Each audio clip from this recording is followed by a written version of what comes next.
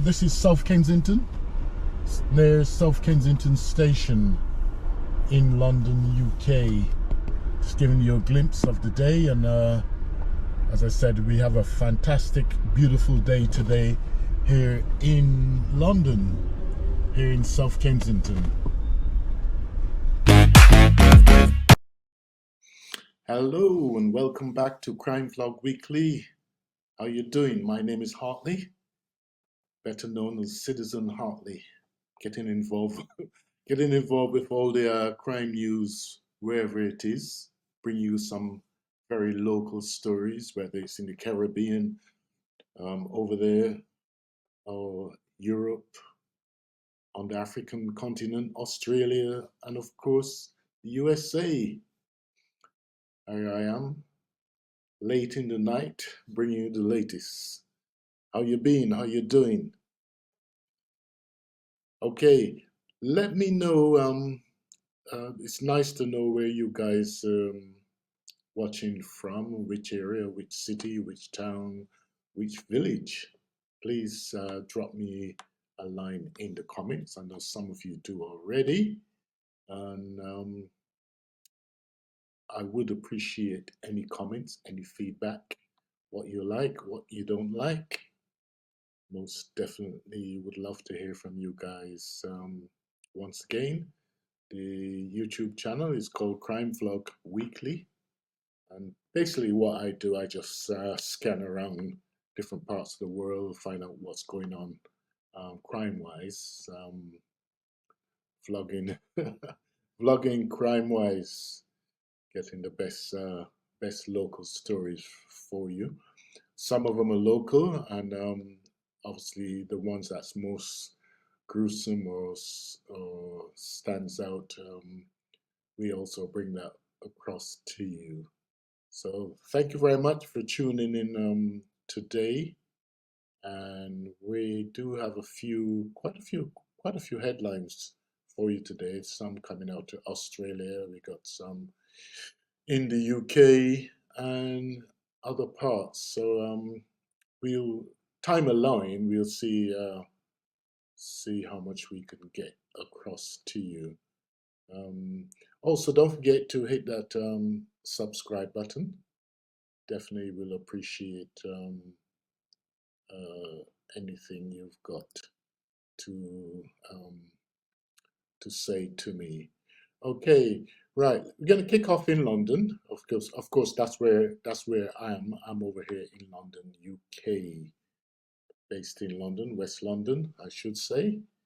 And I've been here for quite a while, quite a few years, I should say.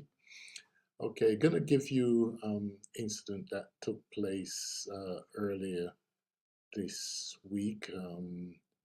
We do have to say, or should we say, we pay our tributes to the schoolboy Daniel Ajurin after a sword attack in Hainault. This happened a couple days ago, and I can actually give you a little background of actually what happens. This little schoolboy, his name was, as I said, Daniel. He tragically lost his life in a sword attack in East London.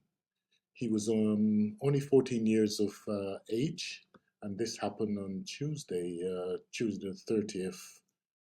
Four other people were injured on that particular morning. I think it happened around 7 a.m. in the morning in the area called Hainault. Hainault in East London, that's heading towards the Essex direction, if you know that particular area. Since then, a man has been arrested on suspicion of murder and was also taken to hospital with injuries because apparently he actually crashed his vehicle into some buildings and damaged himself, and then came out with this sword. Many people approached him, and he used the sword against the police and these other people. So the police is looking for no one else, but they have got him in custody. And as I said, they do not think it's any terrorism um, situation. So that's that case there that happened in Hainault in uh, West London. Happened on July. I'm saying July. It happened on Tuesday 7 a.m. in the morning. Okay, some more headlines. We've got um, we've got this gentleman here. His name is Cliff Mitchell. He's 24 years of age, and it says here, a serving Metropolitan Police has been jailed for life after raping a child multiple times, as well as raping and kidnapping a woman years later. Cliff Mitchell, 24, from Putney, kidnapped and raped a woman at knife point in September 2023 while he was a serving officer. And years later, in April 2017, a child reported she had been raped by Mitchell, served several times over of the course of 4 years. That's between 2014 and 2017. At that time, Mitchell was arrested and released on bail pending further inquiries. The case initially resulted in no further action. He had not yet applied to join the police at that stage. Mitchell applied to join the Metropolitan Police in 2020 and started his training in August 2021. On finishing training school, he worked as a neighborhood officer in Hounslow between June 2022 and May 2023 before joining the response team. And while he was serving as a serving officer on Tuesday, September 5th, 2023, Mitchell went to a woman's house where he raped her at knife point. A court heard that he then blindfolded her with his hooded top, tied her hands with cable ties, and put tape over her mouth before forcing her into his car. The court also heard that he laughed at the victim as she cried, um, told her she was a slut and that no one would believe her if she said anything because he was a police officer. The woman managed to escape from a car in South London where a passerby then noticed that was happening and let the victim into the car before calling 999. Following a trial at the Croydon Crown Court, he was guilty of 10 counts of rape, 3 counts of rape of a child under 13, 1 count of kidnap breach of a non-molestation order. He must serve a minimum sentence of 13 and 225 days for his crimes that took place between 2014 and 2023. At least he got a good 13 years. He should have definitely got more, but who knows? Maybe it was because he's a police officer. I'm not sure. Sentencing Mitchell on Wednesday, Mr. Justice May said his crimes were so serious, a sentence of life imprisonment is required, the judge said. Cliff Mitchell is clearly deeply troubled, is a deeply troubled young man. In fact, he was a police officer for a short time. Yes, okay. So that was that gentleman who disgraced the police force. Cliff Mitchell, 24. He has been sent to prison. Should have been longer than 13 years, but we don't know the other circumstances on that one. So that's in London. That's all going on in London. So let's see if we can find some stories over there in the US. This one is we got one from Pennsylvania. Body found in a duffel bag identified as missing Philadelphia 4-year-old. So a decomposed body was found in a duffel bag in Philadelphia. Wow, his name was Damari Carter. Should we see if we can get more of that story? Let's see.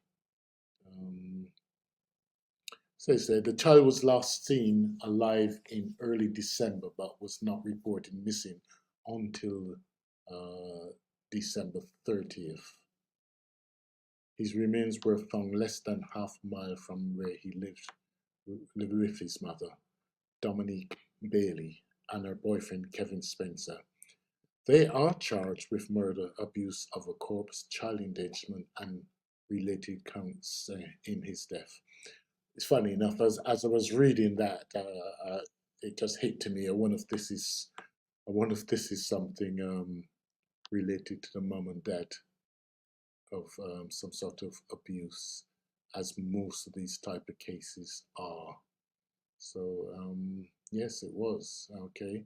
So authorities have said that they began investigating after finding discrepancies in Bailey's accounts of her son's death. They said she initially told relatives her son died at hospital after being hit by a car. Bailey eventually claimed she watched Spencer beat Carter at their home on December 7th until he lost consciousness. This was said by the authorities. When they later realized the boy was dead, they disposed of his body, she told police, according to the authorities. However, the couple did not tell investigators where they put the corpse. A preliminary hearing of Bailey and Spencer is scheduled for June 18th.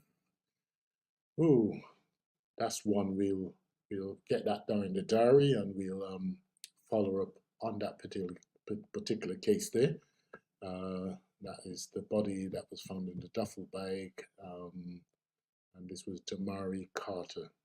The parents, the mother, and the boyfriend, I think it is, has been charged. So we'll come back to that further down in June. Okay, let's see. Okay, should we move over to Utah? A Utah woman suspected of murder after friend shot in apparent failed suicide pact. Okay, let's see if we can get some more information on this murder here. It says a Utah woman has been arrested on suspicion of murder after a friend was shot in what police said was an uncompleted suicide pact. The women had reached several weeks. The women had reached several weeks earlier. Heavenly Faith Carter, 21, was arrested Tuesday and remained in jail in the county of Utah without bail.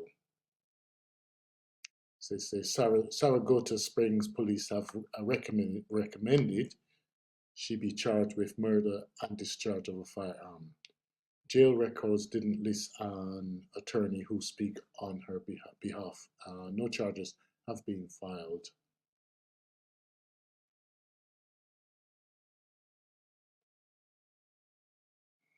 Okay, it's something about says Garfield, who is the father, called 911 just before 3:30 p.m. Tuesday to report the shooting. Police said he said his daughter shot the 21-year-old victim at 10:45 a.m. as part of the suicide pact. An affidavit of probable cause says. Family members said Garfield and the victim had been discussing the pact of several weeks. And it also says the victim's name has not been released. So that's a suspected murder-suicide that took place in Utah. So that's another case that's going to be coming up there sometime over the next few months. What else have we got for you? As you know, there's quite a lot of anti-Israeli protests going on over there in the US, and that's been very widely publicized, so we wouldn't go any deeper than that one. There is a headline here for Austin, California. Let's see. So they say Austin, Texas saw an unusually deadly surge of more than 60 opioid overdoses between Monday and Wednesday, resulting in 9 people dying and several others being rescued with Narcan, according to officials. At about 9 a.m. on Monday, Austin Travis County AMS personnel began responding to a sudden surge in opioid-related overdose calls. Looks like bad drugs, but we'll continue on this. Dispatchers received a series of calls in the downtown area, resulting in rapid response team that included Austin Travis County EMS team and others being deployed to downtown Austin. When the team arrived, they distributed over 200 Narcan rescue kits throughout the area to counteract the effect of opioid overdoses, also providing life-saving intervention to anyone overdosing at that particular time. Abraham said on a typical day, emergency personnel could respond to between 2 and 3 overdose calls, but with a surge in overdoses being reported Monday, crews have responded to more than 30 calls. Abraham explained, and the numbers keep going up and up. The situation continues to evolved.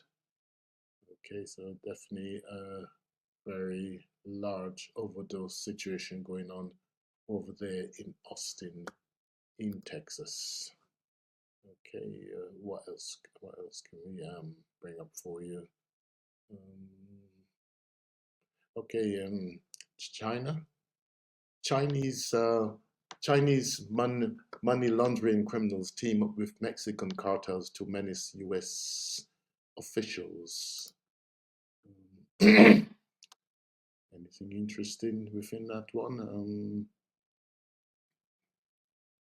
Okay, says during a Tuesday hearing on Capitol Hill, U.S. senators heard repeated warnings about money coming into the U.S. from illicit means connected to China and how that money is funding illegal drugs like fentanyl and from Mexico. Criminals based in the People's Republic of China have emerged as the professional money launderers of choice of Mexican drug traffickers seeking to move their funds around the world. Cape Chester, the Office of National Drug Policy, told the lawmakers. Authorities say Chinese money laundering organizations have grown in recent years, with offenders able to wash dirty money and clean it within minutes. Thanks to the help of the new technology, Tuesday, DEA and Treasury officials testified that the opioid supply chain is financed in part by money laundering operations in China. They're still suffering from this cold, trying to get rid of it. Hasn't been easy, but definitely on the lemons and honey, of course. Okay, so that's that money laundering headlines going on over there in the US. Can we get, I think we've got something from Australia. Let's have a look, Australia. Okay, this one, local, definitely a local activity, this criminal activity. A man is sought by police after an 89-year-old man was robbed in the streets in Melbourne last month. Police were told the woman was walking on Blair Street in Coburg when she was approached by a man at 10 a.m. Thursday the 18th. He tried to grab her handbag and struggled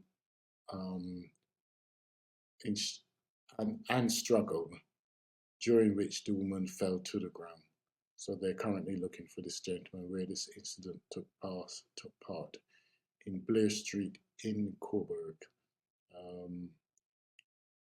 It says the man continued to try to seize the handbag while she was on the ground. However, he was unsuccessful. The man was last seen running towards Barrow Street with only one woman's, Mikey card, whatever that is. The woman was not physically injured during the attack. Police have now released an image of the man they believe could help the investigations. He is described as a Caucasian in appearance, aged 20 to 30, about 180 centimeters tall, with a slim build and a brown beard. He was wearing a black hoodie, Wayne Cheeto, with a white printed logo headed Bill Holmes, not prisons, dark jeans and tan shoes. Anyone with information is urged to call Crime Stoppers on 1-800-333-000. That's for over there in Australia. 89 years of age definitely should not be happening to anyone, far less a lady of 89 years of age.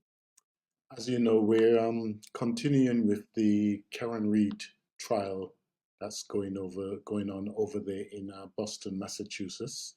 We are bringing you the highlights of that case. The case is going to be going on for 2 months, so that name Karen Read is going to become very familiar on a daily basis right here on Crime Blog Weekly. So just giving you an update on that. This is the lady that has been charged for the murder of her boyfriend.